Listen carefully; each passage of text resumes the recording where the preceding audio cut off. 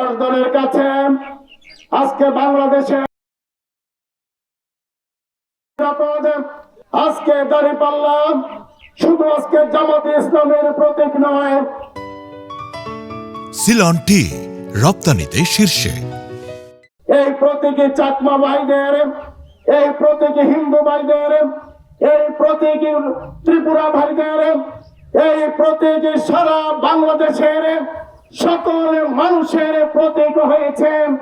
ঐক্যের প্রতীক হলো দাঁড়িপাল্লা। প্রিয় ভাইয়েরা, আমার প্রিয় ভাইয়েরা, তাই আগামী দিনের বাংলাদেশ একটি নিরাপদ বাংলাদেশ গড়ার জন্য, একটি দুর্নীতি মুক্ত বাংলাদেশ গড়ার জন্য, একটি চাঁদাবাজ মুক্ত বাংলাদেশ গড়ার জন্য, একটা সাম্প্রদায়িক সম্প্রীতির বাংলাদেশ গড়ার জন্য, একটি মানবিক বাংলাদেশ গড়ার জন্য দাঁড়িপাল্লার বিকল্প কোন রাজনৈতিক শক্তি বাংলাদেশে নেই।